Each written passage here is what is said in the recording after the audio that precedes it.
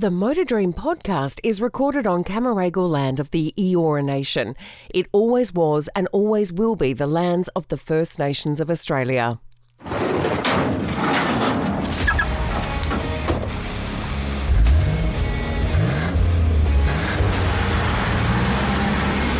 This is the Motor Dream podcast. Welcome to episode 39 of the Motor Dream podcast, the show where we can dream just a little about what our dream garage would be if money was no issue whatsoever. Connor McNally with you, and thank you for joining me once again. If you're a regular listener to this podcast, you may recall a few weeks ago that I got to chat with two Dakar icons whose impact on the rally raid scene has been prolific. I'm talking, of course, of the two-times winner in the bikes category, Ricky Brabeck, and Sarah Price, one of four women to have won a stage in the Dakar in any discipline. With the 2026 edition of the Dakar only just 2 months away, it's quite fitting that we're going down the rally raid path once again. This time, I got to chat with one of 5 Australians who not only started in this year's edition of the rally, but successfully made it to the finish line in Shubaytah in his Dakar debut. More about my guests in just a moment. But first, here's the premise of what this is all about, especially for our new listeners. I tell my guests that one day they wake up to discover that they've received a text telling them to check their bank balance. They then open up their bank app and they suddenly discover that they're instant billionaires. As soon as they discover their newfound fortune, they get an email from this mystery benefactor that tells them that they can spend anything that they like and they can buy any car, bike or machine that they want. There is a catch though. They are only allowed 3 cars, bikes or machines in their dream garage. Sounds easy, doesn't it? But as my previous guests have told me, it is very difficult to decide what they would like to have in their own dream garage. As always, be sure to like and subscribe to the show wherever you listen to your favourite podcasts, and be sure to leave a review and tell us what you think. Also, be sure to follow us on our socials, which we'll tell you more about at the end of the show. This year's 47th edition of the Dakar Rally featured a total of 806 competitors across a wide variety of categories, which includes bikes, cars, buggies, utility terrain vehicles, trucks, and classic machinery. Of those 806 competitors, 5 of them flew the Australian flag. In the bikes, Daniel Chucky Sanders headlined the bikes component, whilst 2-times winner Toby Price led the 4-wheel assault in his car debut. They were joined by 3 other competitors who were eager to make their mark across the 12 stages that began in the Saudi Arabian city of Bisha and finished in Shubaytah 2 weeks later. One of them was making his Dakar debut in the Rally 2 class, joining one of the biggest semi-factory teams in the rally raid paddock. And if there was any pressure for him to do well, Mildura's Toby Hederics certainly wasn't feeling it. Having gained automatic entry into the 2025 edition of the Dakar by virtue of finishing as the highest placed rookie in the 2023 Rally du Maroc, Hederics joined the Dutch-based KTM team, who fielded an 8-bike lineup that included Tobias Ebster, Michael Doherty and Bradley Cox. His goal was pure and simple: to make it to the finish line in Shubaytah. And he did just that, and then some. Not only did he make the finish line, he also finished in the top 20 outright, as well as the top 10 in the Rally 2 class, joining his teammates Ebster, Doherty and Tony Mulek in that impressive team result. For Toby, he not only lived out a childhood dream, but he also set out to emulate a dream that his illustrious father, John Hederics, was unable to do during his career. His Dakar result made sure that the Hederics family dream was successfully accomplished. Toby is a second-generation racer himself, following in his dad's tyre tracks. His dad is regarded by many within the sport as Australia's answer to Dakar icon Stéphane Peterhansel. He won the prestigious Australian Safari a record 9 times, 6 of those on a bike before switching to cars and winning a further 3 times. John also represented some of the biggest manufacturers in endurance rallying, notably Honda and Holden. The latter as part of the Holden rally team, driving alongside the likes of the late Peter Brock and Craig Lowndes.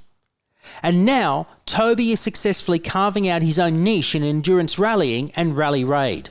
Before tackling Dakar, Toby has successfully competed and conquered the Finke and Hattah desert races. Now, with Dakar under his belt, the Mildura-based rider is eyeing a return to the Saudi Arabian desert in 2027. Toby grew up with motorsport in his blood in his hometown of Mildura, and he was fortunate to have grown up on farmland that allowed him to both drive and ride on the family property and hone his craft. So you could say that he was born ready to take on Dakar. Away from the world of rallying, he is a big motoring enthusiast to boot, and he loves both his cars and bikes, and his dream garage reflects his diverse interest in all things motoring. So it gives me great joy to welcome Toby Hederics to the Motor Dream podcast.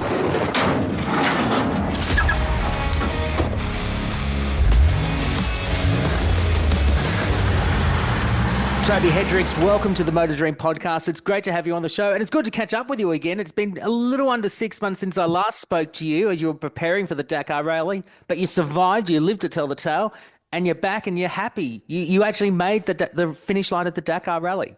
Yeah, thanks, mate. Firstly, thanks for having me on. We finished Dakar, which is at the end of the day was our main goal and what we set out to do, and had a great experience as well with it all. And no major hiccups, mate. A pretty clean race as far as Dakar's concerned. Well, you say it was clean, and it was, because you went into the event, I guess, with the expectation of just wanting to finish the rally, and you did, and you went away from it with a very positive result, 9th in the Rally 2 class and 19th outright, which is absolutely impressive for a debut Dakar. What were you hoping to achieve going into the Dakar and coming out of it other than finishing the rally? Realistically, in my mind, that top 20 goal was always there. Realistic with my preparation and what I was up against, with the best riders in the world and guys that are paid to do the job versus guys like me that are just giving it a crack. So yeah, that top 20 result was definitely a goal of mine. And then the fastest rookie would have been nice, but then when Edgar Canet was part of that, I sort of said, I haven't really got much chance there. Let's just go for a top 20. So, obviously you go into the race hoping for the best outcome, but never knowing really what it's going to throw at you. So, like I said, we were pretty lucky with how the race played out as a whole, and we were able to push on a few days and get some really good results, and other days just sort of averaged out as well. And at the end of the day, yeah, it worked in our favour. It worked into your favour because you did very well through much of the event. You were in the top 20 in Rally 2. In fact, during the first week of the rally, you were just edging closer to that top 10 finish on a stage, and eventually you got there. But then you actually suffered during the event some food poisoning near the end of the rally, and that really put that goal of finishing in the top 20 I guess, on edge, because you didn't know if you were going to survive the rally. That must have been a very, very scary prospect, knowing that you were battling food poisoning and trying to get to the finish line and stay physically fit and mentally fit. Yeah, there was a 24-hour period there, I believe, on day 11 or day 10, where I was struck with some pretty bad food poisoning on the bike, and that made for an interesting day. It was actually worked out one of my better results. I think I came in 13th outright or something like that on that day. But it was very tricky navigation. I was riding quite conservatively and it paid off in the end. But I was really unwell for one day. And what happened, whilst it sort of went through my system, what that left me with was quite dehydrated, a day of not eating and not really drinking much. That day I was unwell, and that sort of snowballed into the next remaining 2 or 3 days, to where I never was able to really bounce back from that. And that was the only time up until that point I was feeling okay. And then from then I was really struggling to see how I could to battle that fatigue. Every other day I could see a way through and grit my teeth and push, but that really set me back to, let's just get to the end of this event and not do anything crazy. I was in a lucky position where I was probably the guy in front was about half an hour ahead and the guy behind was about half an hour behind. So I was never going to make that time up purely just by pushing hard with bike speed. So I was quite conservative and mindful of that too. So. And in the end, you did make the finish to get that medal, to say that you've actually finished the Dakar Rally. And I remember how emotional you got when you spoke to my SBS colleague, Christophe Mallet, on the ground at the finish line. You were utterly emotional at the end of the rally, because not only did you manage to accomplish the feat of finishing the Dakar, but you managed to accomplish a feat that your dad really wanted to do, to go and do the Dakar Rally, and you did it in the Hederics family name. It must have felt a sense of not just relief, but just pure joy that you did it for the family. And all the emotions, mate, all the positive emotions you could imagine. It was, you don't really give yourself the chance to think too much about it during the race because you're thinking, what's going to catch me out? You're so focused on just getting to the finish line, but then obviously crossing that line and just letting it all out. And it's a feeling like, the relief for one, for getting there, but then everything else piled on top of that, the years of preparation, the money, the sacrifice, all for that, to get across that finish line. It's, the tears were flowing a little bit, and I'm not ashamed to say it. It was an emotional experience, but one that, I'll cherish forever and can't be taken away from me now, which feels nice. It feels very nice. I know that for a fact. You rode for the BAS World KTM team, which is one of the leading Rally 2 teams in that class. And it did have, as your teammate, Tobias Exter, who's now gone on to join the Hero Rally team. So he's now moved up into a factory operation, which is a great stepping stone. And I'm sure for you, you would love to get that opportunity in the future, if you do go back to Dakar, to get noticed by a factory team and step up onto the world stage. I mean, that would be the ultimate goal for you. Definitely, that would be unreal. That is the ultimate goal. I feel like for me, this 2-year process with my, the 2 lead-up races and then Dakar was really about gaining that exposure and experience. It wasn't about, not that I didn't have anything to prove, but it wasn't about going out there and trying to prove yourself, I guess. It was about building that foundation to then grow from and bounce off of, and having, Tobias Ebster, Bradley Cox, who's now with Sherco, Michael Doherty won a couple stages. He's also on the BAS team.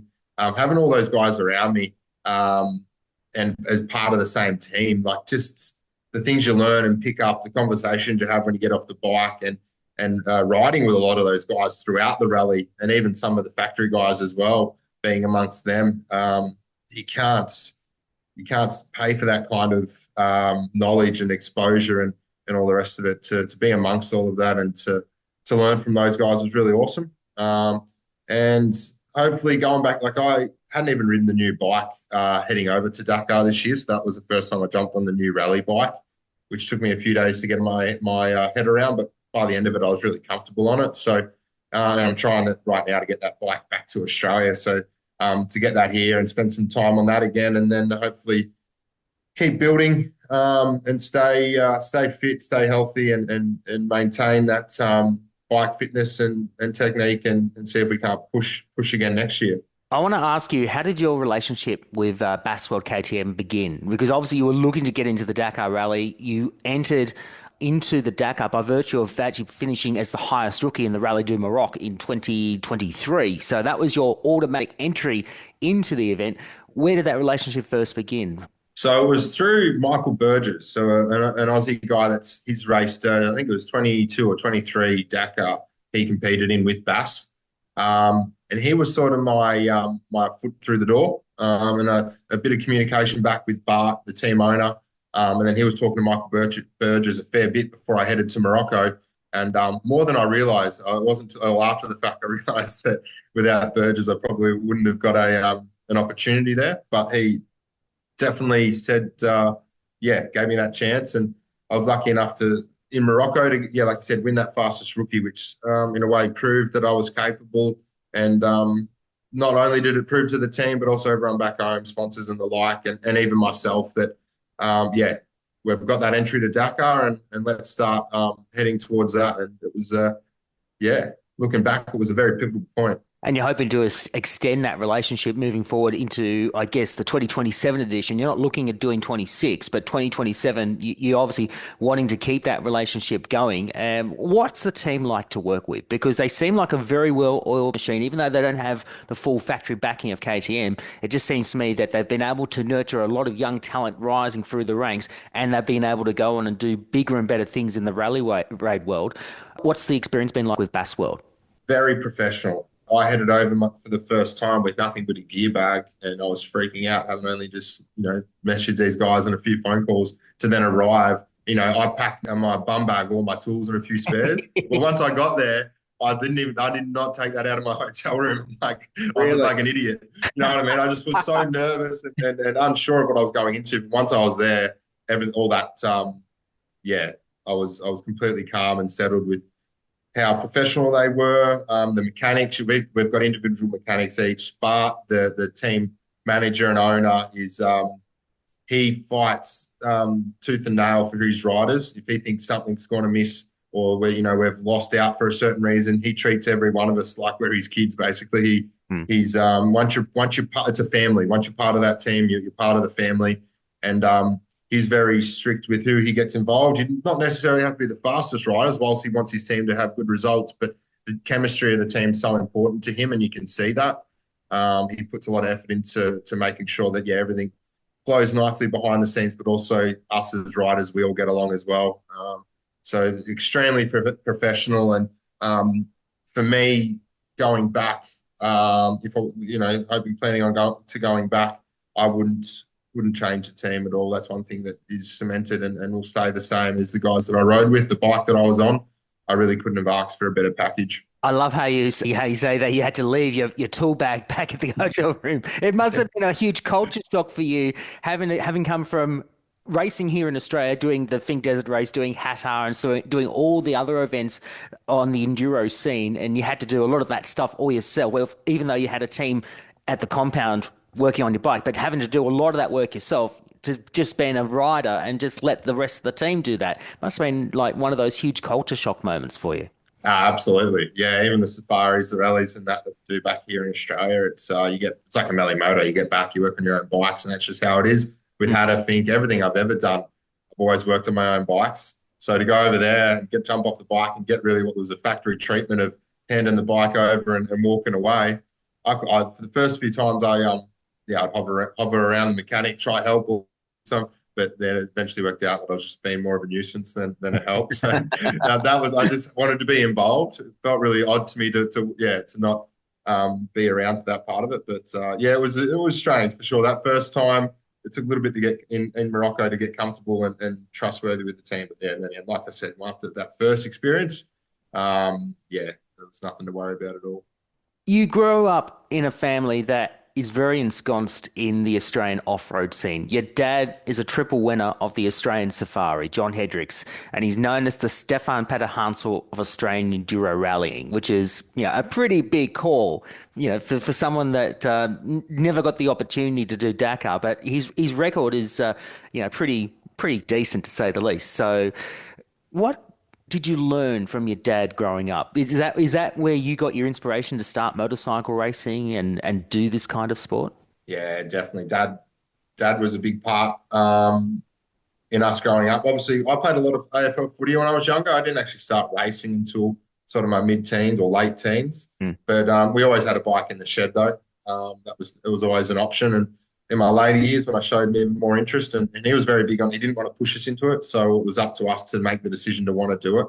And once I made that decision, he was very hands-on with his approach. But it was the little things, because I get this asked a lot. What was Dad's influence and what he learned from him? And I say not much, but it's all the little things that he says, or you come, and whenever there's an issue or a problem, he just seems to have the mental fortitude. He just seems to be able to work his way through it, and the little bits and pieces that he says that mean a lot with Dad. Growing up, he was definitely like a very big influence in my motorsport interest. I was never lucky enough to. His last race was pretty much when I was born on a bike, so I was only around really for his car career, and was very involved with that when he raced for the Holden Rally team. With the likes of Peter Brock for a few years, the Kelly brothers, Craig Lowndes, they were all involved in that program, and they would often come out to our place at here in Mildura, Trentham Cliffs, and do training days and that in the lead up to safaris, which was really cool. So that was my exposure to Dad's career.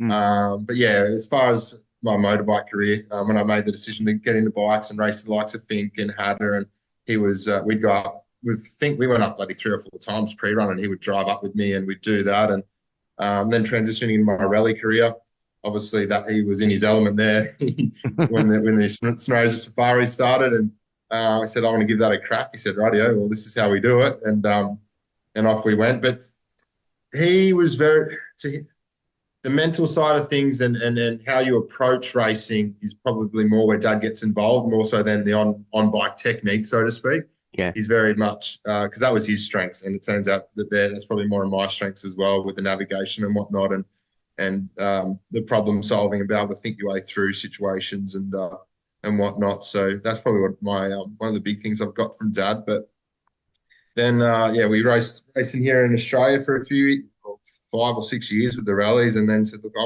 really want to head overseas. And to start with, he was a little bit hesitant, and he said, but then obviously, yeah, it was his dream. He never had that opportunity. More so, well, logistically back then in the 80s, 90s, it was nowhere near as simple as what it is now. But also the Australian Safari was an FIM international event. So your likes of Heinz Kindergartner and that would come over and race here. And Dad could race against those guys here in Australia. Where there isn't that sort of event here anymore, which is a bummer. But that was a little bit why he couldn't sort of head over. He did head over to America at one stage, do a rally over there, but he had an accident, broke his back actually, and ended up coming home. But Dakar just wasn't as easy to get to, and it was quite a logistical nightmare really trying to get over there. And obviously being a French-run event, there was no English then, all the way up into the early 2000s really. But as for now, it's a lot easier. So when I said I wanted to do that, he was all for it. His one condition was I have to be there. Of course. And you did get there, and of course you did make the finish. How emotional was he when you crossed that line? Or was he there to be with you when that moment happened, or was he watching it back at home in Mildura, just soaking it all up, watching SBS and the coverage? No, he was there. He was there for actually the whole 2 weeks in the camper van with me, living vicariously through me.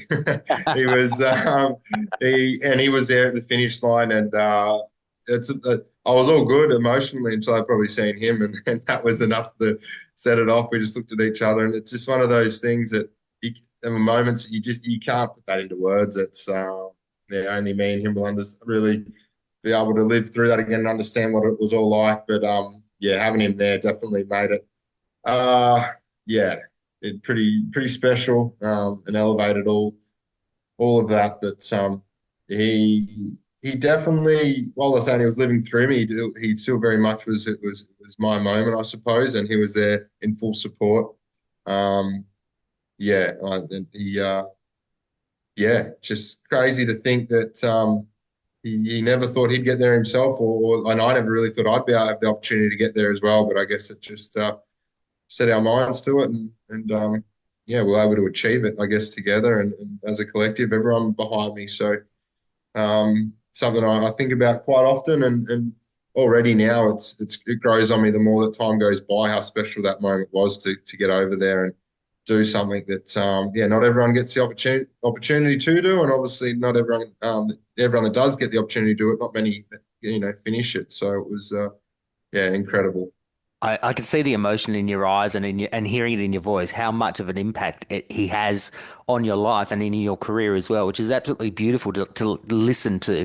Has it sparked the fire in him to maybe reignite that Dakar dream, to maybe go over and try it himself? Because he's still old enough to do it. He's got the opportunity to do it now with the ease of access that you can do the Dakar these days. Yeah, you can see my little smirk on my face as you're talking through that. Look, he's not getting any younger. Let's just say that. He will openly say not that his time's up as far as competitively the racing or anything like that. He hasn't got that urge or that in him, that hunger in him anymore. He would much rather live it through us with all his kids. The brothers and my sister, they're into their ball sports and whatnot. And he's just as involved with all of that. So it's just that my hobby matched up with his. But for sure though, if I go back, that's another thing I wouldn't change. I definitely want him there again. And like I said, it's having someone in your corner like that, and then having the relationship with him. I do quite often. You don't even have to speak to each other, and you have this telepathic almost conversation. Before we even debrief. It's just we know each other that well, and he's been around through all of it. So You mentioned some names that your dad raced against and raced with in his time racing cars in Enduro Rally. You mentioned that when he drove for Holden, when they ran their factory team back in the 2000s, he drove with names like the late Peter Brock, Craig Lowndes, Nathan Pretty, quite a number of names, key names that are, have been involved in the supercars game for many, many years and motorsport in general. What were they like to be around as you were growing up, watching your dad race, but also watching and mingling with those people that had, I guess, a profound impact on your career? Yeah, it showed me that we're just all human at the end of the day. Mm. They were lovely people. Brocky was quite unique, and if you've had the chance to even have a conversation with him or mingle with him, you'd understand what I mean. He's Yes, a I have. unique person and very hands-on with his approach. And Craig Lowndes, he was. If I bumped into him now, he'd remember my name and have an open conversation with me. He's he's a very nice guy and give time to anyone. But yeah, having those guys around and in our shed and doing that in the moment as a kid, you probably don't that you look up to them as idols, and you probably don't realize exactly too much about what's going on. But looking back on it, it showed me that we're all human at the end of the day, and it really comes down to mindset and work ethic a little bit with the goals and things that you want to achieve. And with rally racing, I think more so than road racing, that's the case. It's 80% of it's mental and in your head. Like there's no one out there giving you a halftime pep talk, or you're not getting to pull into the pits or anything like that when you're out on a stage on hundreds of Ks. It's up to you to keep pushing and stay focused and make those decisions along the way. So yeah, I think that also was a big part in building my mental stamina and willpower. And it was quite incredible really when you think about it now that I'm talking about it. It's not I don't have this conversation too many times, but kind of all makes sense really, doesn't it? It When you look does. back. It does, yeah. You were very lucky, though. You grew up on farmland in Mildura, and the Sunraysia region is very much your home. But surprisingly, you weren't born in Mildura. You were born out in New South Wales, but you've been living in the Mildura region for a very long time, and you call that home. But you were very lucky to grow up on farmland that was wide and sparse, and you were able to, I guess, learn your trade riding on the family farm on a bike and get your skills, acquainted with the bike. Do you remember how old you were when you first got a bike and when you started riding? Yeah, 3 years old. I don't remember it, but that's what I'm don't remember. But that was about it. But Yeah. as far as time goes back, I've got memories of being on a bike. Like I said, they were always in the shed. And yeah, I say we grow up in Mildura because that's the nearest town. But yeah, we were a little bit out on some property, which was nice. And four-wheelers. I think I was driving my first car by the age of 10 and all things like that. And it was just things you did on the farm and we had the exposure to, and it was just normal. 12 years old to be driving the car around the farm, tractors and whatever you got your hands on. Nowadays, it'd probably be frowned upon, but we did a lot of it back then. And As you do. it's all part of it. You know, we had a little 50 with a sidecar on it that our siblings used to ride around on, and one in the sidecar, one on the bike, and all things like that, mate. But I was the youngest of four, so I was always a little bit further behind, but made me grow up quickly. When you've got older, you know, there's 9 years between all of us, basically, from me to the eldest. So yeah, I was always the youngest, being edged on, and you give that a go first, or you do this, or you know what I mean. So there was a lot of that, and which builds you as a person, and I love also that Mildura, it produces so many champion competitors. And I love what Jay Benham says when she started her career in Parliament. She says, we put food in our plates and grow champions on racetracks. I mean, it's so true. Like the talent that has come from Mildura, yourself, the Kelly brothers, Lee Adams, the Phil Crump as well. There's so much good talent from that region. What is it about Mildura that is so good? Oh, mate, you only listed a few. Like, yeah, it goes even the Lamatina guys and the drags, and then, you know, just about every discipline, which is crazy, right? You'd understand the dirt scene because we've got speedways, we've got plenty of desert here to ride in, but even on the road racing with Josh Waters and then, the V8 guys with Cam Waters, what is it? I'm not too sure. It's hard. I know that it's a massive thing here, motorsports in Mildura. It's considered to be, the backbone, that and horticulture of the region. But It's hard. It must be something in the water, mate. I don't know, but for sure, having the area to, even with road racing, like on bikes or cars, having that dirt background and that control on dirt seems to be a good base. So, a lot of your speedway riders or Josh Waters, I know, was big into his flat track and stuff on dirt. So it all helps build bike control and car control. And there's plenty of area and clubs around, motorsport clubs. You can practice that and do all that sort of thing. But yeah, I don't know. It's hard. I don't see what's so different here to everywhere else. But it just seems to be that we produce motorsport athletes. Did you get any accolades from your peers from the Mildura region after you finished the Dakar? Did they reach out to you and congratulate you when you crossed the finish line? Yeah, a lot of them in the build up. It's just something. And that's the other thing, where we're not necessarily a small country community. There's a few people here now in Mildura and Sunraysia as a whole, but for sure, when one person succeeds, we all do.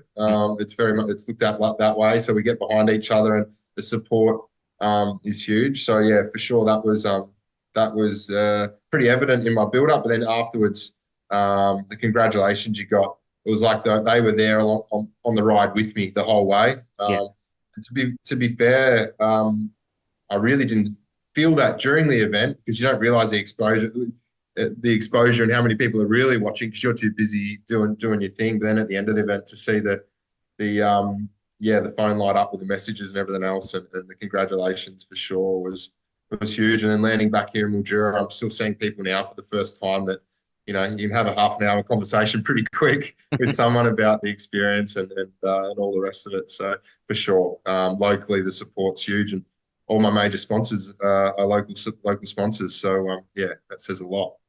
What's your plans for moving forward now that Dakar is all done and dusted? Dakar 2025. I know you're planning to do another Dakar, not for next year, but you're looking at 2027. But what are the immediate future plans for Toby Hederics in terms of his racing career? Yeah, I'll do this year, and the end of this year, I'll do a few domestic races with the rallies here, a few local enduros and things like that. I won't be lining up at Finke or Hattah, but I will do a few local races and stay on the bike and stay active. But then hopefully next year, see myself overseas again, hopefully. Fingers crossed.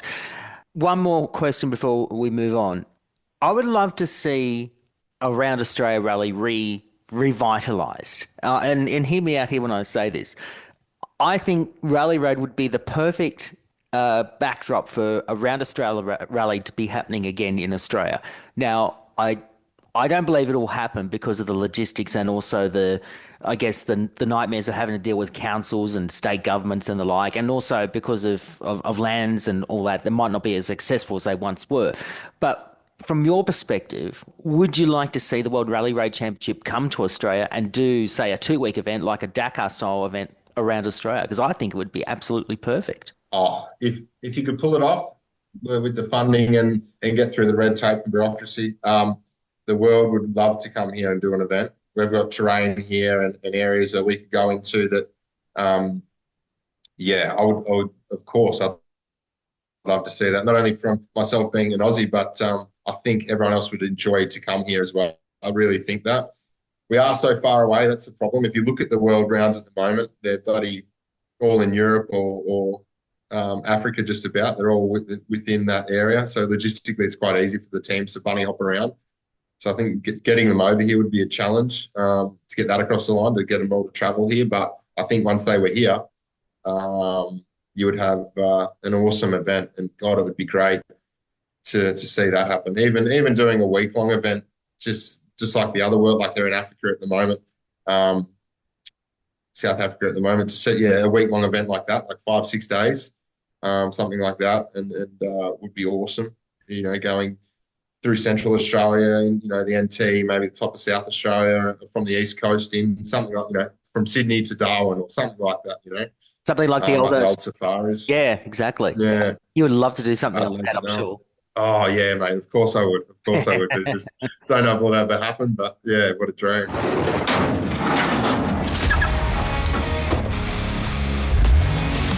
This is the Motor Dream Podcast.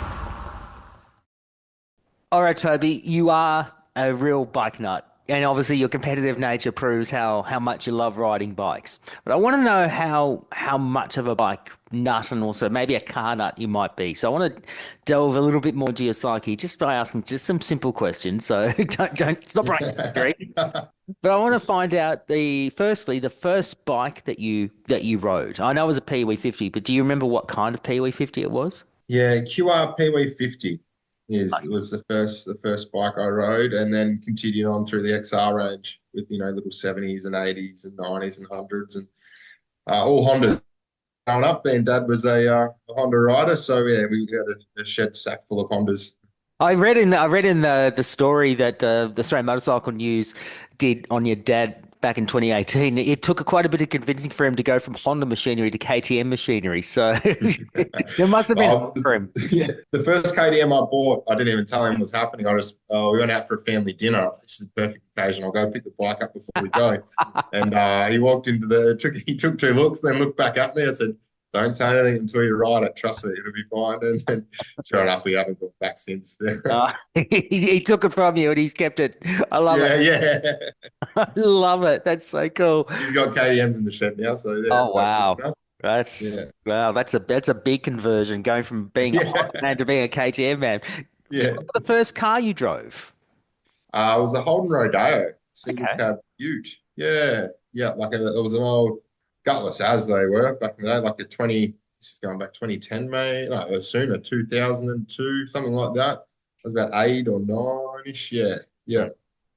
Right. Yeah, that was the first car doing doughies. Well, they barely did doughies. It was like single wheel spinning on the inside sort of thing, following Dad around the paddocks. But Oh, well, great environment to learn your driving ability on the farm. There you go. yeah. What about the first bike you owned and then the first car you owned?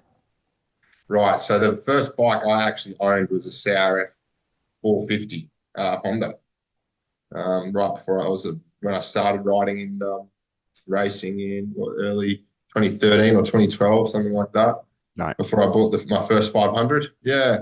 Then my first car was a Nissan Patrol Ute. Okay. Yeah. And Patrol. Yeah. Interesting. Yeah. Interesting. It was a That I owned. Yeah. Was it gutless as the Holden Rodeo? Yeah. No, it had a little bit more a fair bit more torque, so you could pull a few more things and go a few more places. Bend coil all around too, handled well off road, and nice. A bit of fun. But yeah, 4.2 diesel. So yeah, it was nice. Do you remember the first road trip that you remember growing up? Yeah, probably the first one I remember is following my sister was massive into basketball back in the day. We used to go to Lake Macquarie.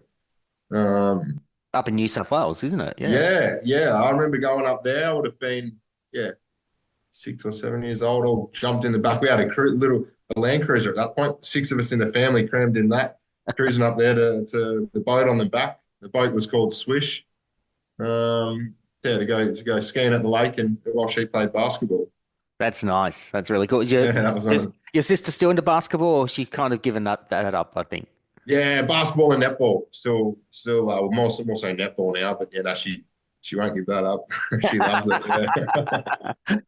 All right. Do you remember the first time you changed a tire? Gosh, yeah, we did. I mean, we did several times. It wasn't on bike. It was push bikes to start with, I guess. Yeah, little push bikes as kids, plenty of 3-corner jacks. I couldn't tell you what age, but yeah, it was before 10 years old. Out in the shed changing those things, and yeah, God, you just made me think now talking about tyres. We used to, where we lived, on the river, and there was a decent cliff or probably went for 50 metres of quite a decent incline down to the river. We'd pump up old tractor tubes or get in the side of tractor tyres and send each other down those. Just thinking about tyres and tyre changes. Or 44-gallon drums down the hill and all that sort of stuff. Yeah, we did. But some of my first memories with tyres, not changing them, but rolling inside them. Actually, I've got to ask, with Dakar, obviously you have to try and do the running repairs on a tyre if you've damaged them during a stage. What's the challenge to try and make sure that you make the tyres last for, like, say, 400 or 500 kilometers on a stage, particularly if you have a puncture or you've done damage to a tyre? What do you need to do to try and get that tyre to the end of the stage? Yeah, so tyre management is it's big. I think on one of the marathon stages, they sent us through this volcanic rock to start off the first day of the marathon stage. So you still have that next day to get through as well. I remember And that. as far as preserving the tyre, it's just gentle on the throttle and on the brakes. Don't be too aggressive. Just carrying momentum, trying not to spin the wheels and lock up your rears, all that sort of stuff, and miss sharp edges as much as you can. And then if the tyre does puncture, because we run the Moose tube, the most important thing is keeping that the lubricant that we use, the gel that's inside the tyre, trying to keep that in because that stops the friction, keeps it cool and all of that. So really either taping it up is probably your best bet to try stop dirt from getting in and that lube coming out. The zip tie thing, that really only stops the tyre from flinging apart. It doesn't stop so much the Moose lube coming out of the tube, out of the tyre or anything going in, but a bit of tape really. But the first option is not to do it. That's the best. But if it happens, there's not really much you can do. Obviously, you can try those things, but and then hope for the best. But I think it's the worst of all the options. Like in a car, as long as you've got your two spares and you can survive with those two spares, you can get to the stage finish and you're fine. Unless you do a third puncher, then you'd lose an hour, and that basically puts an end to your rally. But on a bike, if you're gone, you're gone. Yeah, it's not so much like if we don't get flat tires, so to speak. What will happen is like that Moose tube will either it can disintegrate, things can malfunction there, and it can burn out, and you lose that. But yeah, get puncturing the sidewall of the tire and exposing that Moose is the real issue, because then you're just a ticking time bomb to when it fully disintegrates and lets go. Right. I know you don't have the opportunity, well, you don't have the privilege, I should say, to listen to music in between stages. But what's the kind of music do you like to listen to when you go on a road trip? A bit of a mix. Like I love say like the Chili Peppers or a bit of AC/DC. That sort of gets me through. Then I can go through phases where I might like sort of country music as well. I'm not locked down to any one genre. I listened to Triple J a little bit when I was growing up. I was very fanatical. Not so much to the rate. I'm a big podcast guy, but yeah, I'm a mixed bag. It depends on what emotions I'm feeling, I guess. Can I say that? Yeah, that's fair enough. And what about your partner? Does she take control of the radio sometimes? Oh, I don't know. She's very vanilla when it comes to music. She's just sort of an FM station kind of thing, your Ed Sheeran's or your bloody mate on the ukulele, whatever he is. I think Joy. Yeah. I know. That sort of stuff. But for me, you'll see me, especially if I've had a few drinks, I'll sing and carry on to just about anything. I like that. What about eating in cars? Are you yes or no for it? I don't have any luxury cars at home. I'm one to just drive whatever's there. So no, I definitely eat in the car, and being a tradie as well. So eating on the go is important. Fair enough. All right. Best bike you've owned in your career? That'd have to be the rally bike, the 450 rally replica that I've actually just now sold, but that was the best bike I've had in my shed.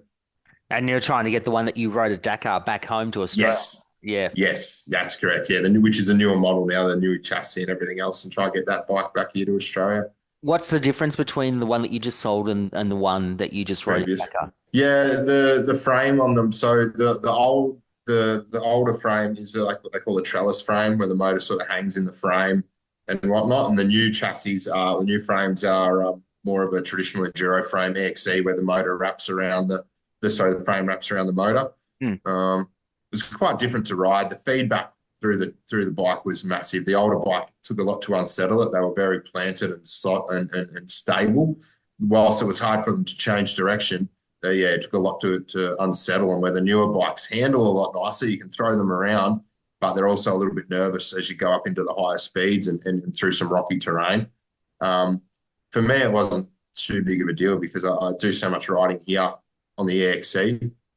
With a bigger fuel tank and the nav tower, and race the rallies here with an KTM EXE frame. And the new rally bikes are much like that, with the feeling that you get. I kind of liked it once I got comfortable on it, the newer bike, that is. Okay. That's an interesting answer to listen to compare the bikes that you've ridden in the last couple of years. I'm hoping to see what you're going to do with that bike once you bring it back to Australia. Obviously, are you going to like put it in the shed for safekeeping, or are you actually going to be competing with it? costs too much to get here not to ride, doesn't it? You have to ride it. You can't not. Yeah, no, I definitely will ride it. Won't be something I ride forever and a day. I want to keep it in good nick, but I might compete on it if I get it here early enough. Actually, probably won't be here for September this year, but that's when the rally is on here in Australia. But I last year in my preparation, I rode a few local races, which are right out near where Hattah is. I rode my rally bike out there along what they call the railway line to the Enduro, which was about 100 k's out. Rode out there, raced it, and then rode home on the rally bike, nearly all on the one tank of fuel as well. Pretty decent. That was part of my training. Yeah, exactly. It worked out really well. Worked out really well. What about the best car you've owned? Best car I have owned. That Nissan Patrol, the 4.2 litre Nissan Patrol. I spent a little bit of money on that with, jacked it up and whatnot. That was probably the car that in my late teens, early 20s, spent a bit of time and money on. But since then, I haven't really been one to fuss over cars too much as far as, I could, as long as it turns on and runs and get me from A to B, I'm not too bothered by it. I've obviously got dream cars I'd love to have, but we'll talk about that. Yeah, I haven't really owned. We'll talk about that in a minute. Yeah, but I haven't really owned any luxury, extremely nice cars. But I suppose that Nissan Patrol in the early years, I spent a bit of money on that. So as a teenager, fair enough. Yeah. What about the worst bike you've owned? Has there been one machine that you've owned that you've gone, oh, I do not want to ride that again? The worst bike. I'll say it is the worst bike, but at the same time, it's just you knew what you're getting yourself in for. It's a CT200, a Honda Ag bike. Had zero power, it barely stopped. You didn't need to worry about stopping because the engine brakes were enough to pull it up because it was just the way it was. It was an old farm bike. I probably did the most Ks on it though, because that's what we shot around the farm on here, checking water and doing whatnot, bits and pieces. But yeah, it handled horrible and everything else. But yeah, I probably spent the most time on that bike because it was part of daily routine for a while. Of course. What about the worst car? Was it the Rodeo that you had when you were? Yeah, we used to have a Suzuki, an old, just I don't even know, just a basic, those 4-seater, 2-door, 4-seater Suzukis, like a Sierra. What the model's called? Was it Suzuki? Or yeah, like a little 4x4. It was red. Might have been a Suzuki, like a Jimny or a Sierra. Jimny, yeah, like an older model though. Like I'm talking before 2000s, and that was our push bomb for a while. We rolled it, and then this is really bad. We rolled it and then basically turned it, crushed the roof on it. So we just cut the roof off. It was like a convertible. So we just no doors, no roof, and we kept driving it around for ages. I love it. That's a good story. If it was crap, you may as well bash it up a little bit. It's going to be we got the 9-inch out and just straight through the A, B, and C pillars and ripped the roof off. And how good's this? You don't have to open doors. You just slide in and out. Dogs in the back and away you go. But perfect. I love that. Worst car turned into the best paddock batcher in the world. I like it. What about the best road trip that you've been on?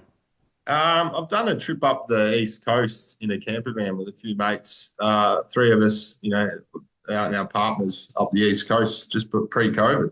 That was a nice little road trip. Yeah. From where did we fly to? Flew into Brisbane, I think, and then went up to Port Douglas and back. That's all right. That's a good story. That's a really good story. Yeah. What about doing going to the stages in Dakar? Was there any cool? Oh, if you want to factor them in, then yeah, absolutely. Was there any cool moments as you're heading to each stages? Was there something that really stood out for you during the Dakar? In a transport, of course, there's a whole different. The terrain over there is it's incredible. Some of the stuff you see and get to ride through. But what is a standout is actually the transport where we could see the least, and that was when we were riding through the fog, through the dunes, and you couldn't see just pretty much couldn't see your front fender just about on one of the final days where they held us up for a couple of hours. All right, that would have been the penultimate stage. Yeah. You lost about 4 hours. That's it. And Van Beveren and a few others, really only him, were protesting like mad when they cut the stage back because they thought they were going to make time in that final big day, really. But we rode out. It was 80 Ks, and that was terrifying. You could not see. There was cars, competitive vehicles, trucks, cars, and bikes were all getting released at the same time. So we're all out on the road heading to the start of the competitive in fog where you couldn't see your front fender. You were just going off their brake lights in front of you. Yeah, that was incredible. It took ages to lift as well. The fog, that is, like, it just sat around for a few hours. And obviously they said it's quite normal to have that there, which is bizarre. Somewhere that's so dry and then gets so much humidity. But it was good. It made the dunes actually a little bit nicer to ride. It was like having rain, so that much moisture was about. It actually helped. Was that the most scared you were on a bike? Definitely in the competitive. As far as being, you don't really think about it much it's probably more after the fact when you have scary moments on the bike, you look back and go, that's a bit stupid. Or that could have went south when you're sitting there as you go and falling asleep at night. Going, I bounced off that rock. If I had been here or there, but not that you try to think about it, but in the moment, you don't really think much about it when you're competitive, you're on the competitive stage. But in the transport, when you're pondering back and forth, that was, probably the scariest bit. That's an interesting answer. I wanted to know. Complicated answer. It is a complicated answer, but it's interesting because I've seen races where fog just descends and drivers just get scared just being in the car and they're like, I can't see. But obviously, if it was in a competitive sense for you, you probably would have. I don't know. It would have been a very. You're in a different mental state of mind, and you don't. You're in that. How do I get through it? Not how can this go wrong? It's not an option to stop or to let's pull over. It's we're on the clock here. We need to keep going. So you just you do what you can do and manage it, I guess. And that's the whole event. We went through rain, fog, some freezing cold, and also some quite warm days when we were further down south. But it's all just about managing it. Yeah, at least you didn't get flooded like some of the competitors did a couple of years ago in the 23 edition of Dakar. Yeah, that wouldn't have been enjoyable. That would have been a terrible day. Yeah. Oh, that was scary. I remember watching that and I was thinking... Like a flash flood almost. Yeah, it happened that quick on him. Yeah, it was Christina Gutierrez. She got caught in that as well. And she won the Dakar a year later. But she got caught in that and she almost got away by it. It was absolutely scary. Who taught you how to ride? Was it your dad? That was Dad, those first few early steps. But then in the years after that, it was a lot of riding with my brothers, really. We all rode together and did bits and pieces. And Dad for sure. But once he goes, oh, yeah, where the clutch, where the throttle is, where the brakes are, you can stop and go. Righto, off you go. Did he teach you how to drive as well? Yeah, a little bit of that, but much the same thing. He would take off. So that when I learned to drive that Rodeo, we were actually making the off-road event a national off-road event was being ran out the back of our property, and he was clearing a track for that in a backhoe, like a loader. And my job was to follow along with him because wherever he cleared to that night, he was going to leave the machine and then come back in the ute. And I was following him along with that. And basically he was just looking at his rear vision mirror to make sure I was still there. Other than that, he wasn't too fussed about what I was doing and what I was up to. So that was my learning experience in the Rodeo. Oh, being a hoon and getting away with it. Yeah. And you had your dad's approval. Yeah.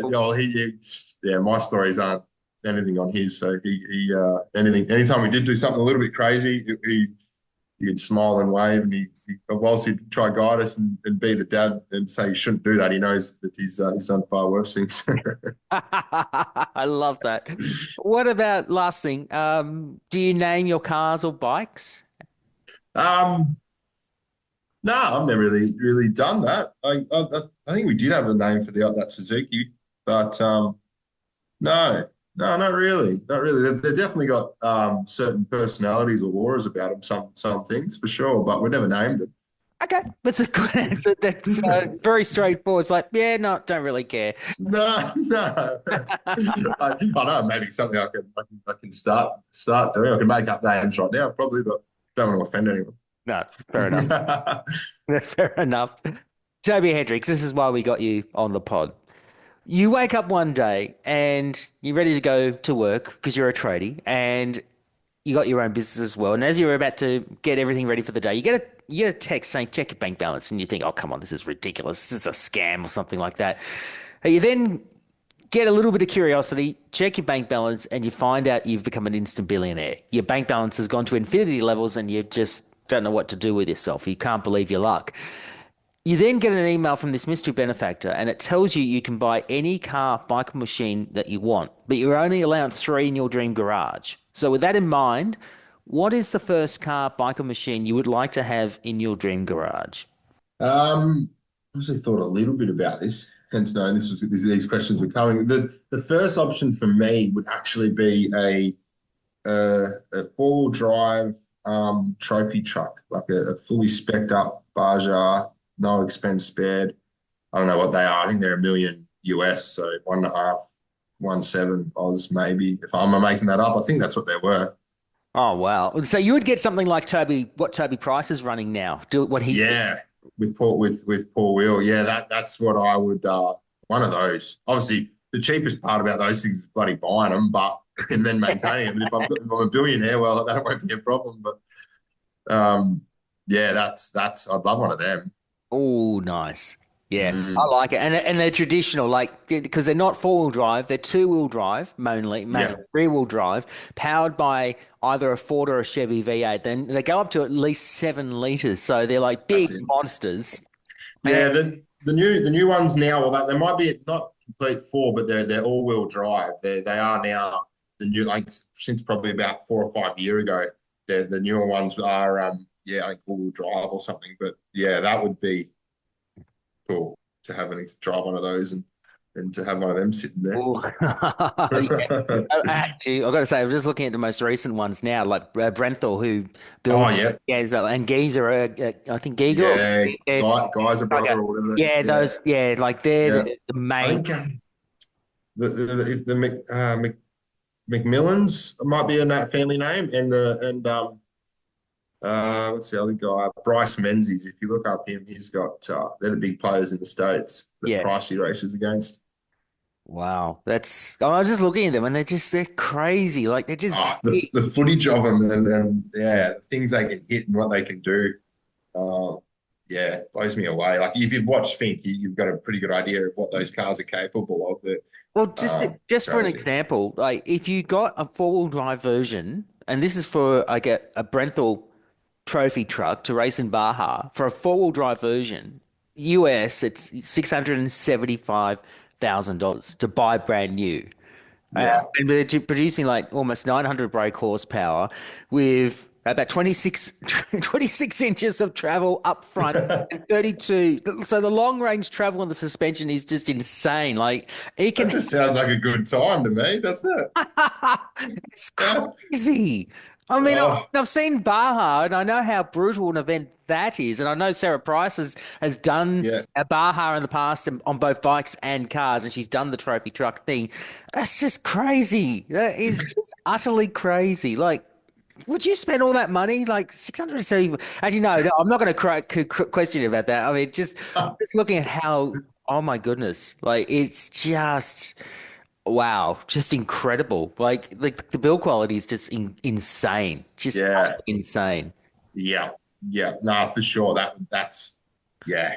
How cool would that be? That's definitely the first one. Yeah, and you'd have to and of course you'd have 40-inch BF Goodrich tires and everything on That's it. it. Yeah, they look tough. They look tough. They look amazing. And yeah, you could I mean I don't know if you could do Dakar in that kind of machine, but I'm sure it's possible. But I don't know if you'd be able to win Dakar in one of those. No, So no, they wouldn't fit in a lot of the tracks that they go down, and they're almost too. I think the powerful ones obviously is half that basically in a Dakar car now. They're not allowed to have too much, so you probably wouldn't even be able to spin those wheels. no, that's true. Particularly when you've got so much sand in the dunes and everything. Yeah.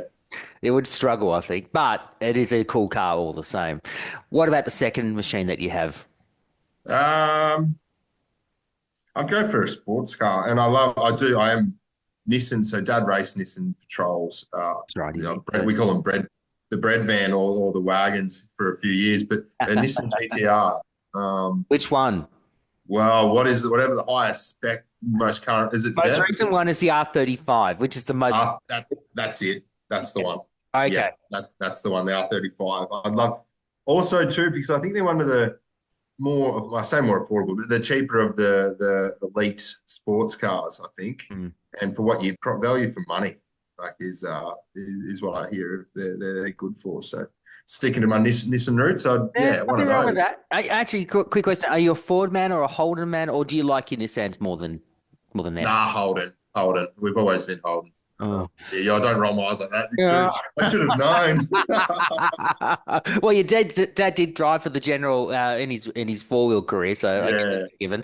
Anyway, the Nissan GTR, the R35, it's the last of the current of the GTRs. At the moment, there's no plans for a new GTR to be released in the near future, but the most recent one, all-wheel drive, twin-turbo, V6 motor, 3.8-litre twin-turbo V6, so it's running the R38 motor, which is just insane.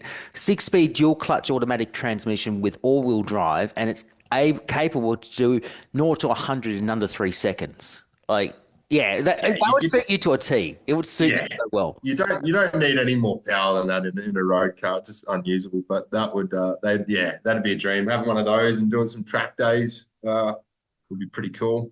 Yeah, right up through the hills or whatever. Yeah, as a daily. Imagine that. Just go to the supermarket and be GTR. You could daily driver. The daily driver down the streets of Mildura. You'd be fine with that. Absolutely fine. And it can handle the potholes here too. I guess it's got enough more than a Lambo or a Ferrari. Yeah. Well, the thing is, this GTR was not discontinued in Australia in 2021 officially, but you can get grey imports from Japan. I think so. You can still get them if you could. So there's no. That makes it more of a collectibles thing, doesn't it? The fact that you can't get them anymore makes you want one more. That's how I think. The grey imports, go to the Japanese auctions. You can get any opportunity to get a GTR. It's possible. It's very feasible. Yeah. What about the last one, the third car biker machine? What would you like to have? Well, it'd be a little bit torn here. So I'm already getting my Dakar bike back. So I think that's we're gonna allow that. We're gonna allow. You will? I will allow that. Yeah. Oh, because I was gonna say like a current factory KTM rally bike, not the production bike, the one the race team, the fully one where you can sit down with the factory team and say I want to put my foot pegs here, my handlebars here. You know what I mean? A fully spec'd, factory built rally bike. But what Chucky and those guys are racing on pretty much. That one of those would be just to ride one, let alone own one. Would be cool. And it's just crazy to think that those things kitted out are actually like serious bits of kit. Like a KTM 450 rally replica. I mean, that's just it's mind blowing just to think the technology on that bike. It's just made to go endurance rallying. It's such a cool bike, and they're not cheap. I mean, they're not a cheap bike, and you're very lucky that you get to get one coming back from Europe and doing Dakar as well. So you're in a very fortunate position that you have been able to obtain one of those machines. You must pinch yourself sometimes that you've been very lucky to get one. Oh mate, even to tell me 3 years ago that I was going to be riding overseas or have a KTM factory rally replica sitting in the shed to ride on. It would have been a dream, So for it all to pan out and to come to fruition was it's crazy to think about. Everyone's got their dreams and their things they want. For me, that was always at the top of the list. So to have it happen and it's crazy. But they're a lovely piece of kit to ride and to use. They're definitely a one-off bike. Something that you can tell your kids when you do have kids, you can say, I did that. I did it on this bike. So yeah, for sure. Yeah, absolutely. And one of those things, it's if there's none. It's just I'm shocking for I can't. When people say I can't do something, it's something you can. You can do something. How bad do you want to do that? And what are you willing to do to pull that off? Well, that's the question. But the fact that actually can or can't, I can't. Well, that's not always the case. It's you can do things. It's just what are you willing to sacrifice and do to accomplish it, I guess. Mate, you sacrificed a lot and you got it done. And that's more than anyone can ever possibly imagine. To do the Dakar Rally, it's just insane. So you ought to be congratulated for it. I love the Dream Garage. I think it's absolutely really cool. Like the Nissan GTR, a trophy truck from Baja, brand new. We'll go with the Macmillan model. Yeah. And your KTM factory rally replica. I mean, that's a good dream garage as far as I'm concerned. I think. Okay, I need some good insurance, or I don't know who's your what's the green you green guys that do all your Shannon's. Shannons. Yeah, I need someone like that that's willing to come to the party, surely. Well, I'm not sponsored by Shannon's yet, but you never know. They could come to the party as a sponsor. Not that we're sponsored or anything, but one day maybe. Yeah. Oh, that's really funny. Look, as I said, good dream garage and great way to end the chat. I've absolutely enjoyed it. Thank you again for coming on. It's been really good to catch up with you again. Congratulations again as well for Dakar, and look forward to seeing what you do moving forward. We'd love to hopefully see you do it again in 27 and hopefully get the opportunity to impress and go one better from your ninth place finish in Rally 2 and maybe a top 5 finish. I mean, anything is possible, and I think once you've been bitten by the Dakar bug, you never get away from it. So good luck for whatever you do in the future. Looking forward to it.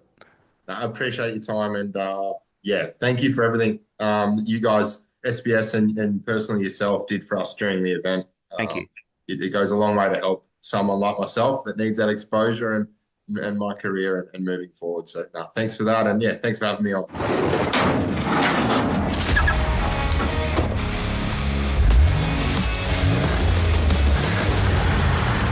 Well, I have to say, I was pleasantly surprised when Toby told me that he'd have a Nissan R35 GTR in his dream garage.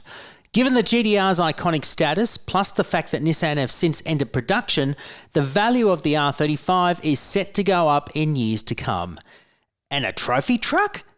Well, we both know Ricky and Sarah already have one in their collection over in Arizona, so I can definitely see Toby's logic on why they're absolute beasts to drive. I definitely applaud Toby's enthusiasm for his dream garage. It's very impressive. My thanks to Toby for his generosity to come onto the podcast, and wish him all the best for his plans to enter and compete in the 2027 edition of the Dakar Rally. An extended thank you as well to former guest Jade Benham, who helped facilitate this interview in her capacity as the member of Mildura in the Victorian Parliament. You can follow Toby's rallying adventures on Facebook and Instagram, and you can check out the Hederics Racing Australia team website at hedericksracing.com. We've put all the links in the show notes, as well as the Motor Dream podcast website. The website itself is www.themotordream.com.au, where you can listen to past episodes, find more information on each of our guests, and also on the show itself. You can find us on Facebook and Instagram with the handle The Motor Dream, and you can start a conversation about your dream garage by using the hashtag The Motor Dream. Or better still, drop us a line on what your dream garage would be. Our email is themotordream@beastproductions.com.au. Lastly, make sure you like and subscribe wherever you listen to your podcasts, be it Apple Podcasts, Spotify, Amazon Music, or YouTube Music. Before we go, we were saddened to learn of the recent passing of one of Australian motorsport's most passionate personalities in Gary Rogers. Gary passed away on October 23 at the age of 80, bringing to a close a 6-decade career that saw him compete both as a driver and team owner across multiple categories. Many remember Gary for his long-standing involvement in supercars, but Gary's involvement in the sport reached far and wide. Super touring, TCR and Trans Am, sports sedans, production cars, Nations Cup, and even Oscar racing. Gary's presence was ever present. And his ability to discover and nurture rising talent is widely remembered. Names like Stephen Richards, Garth Tander, Lee Holsworth, James Golding, Jamie Whincup and Scott McLaughlin all got their career starts, thanks largely to Gary, and have gone on to great success since. Gary was considered by many as one of a kind within the sport, and we don't disagree with that. He'll be very much missed, and we not only pass on our condolences to Gary's family and friends, but we also dedicate this episode in memory of the late Gary Rogers. Thank you for listening once again, and we'll be back for another episode in a couple of weeks' time, where my guest is a woman who is smashing the metaphorical glass ceiling as a driver, mechanic, and team owner on both a state and national level, Maisie Place. Until then, we'll see you next time on the Motor Dream Podcast. Thanks for listening to the Motor Dream Podcast. This series is proudly produced by BAS Productions.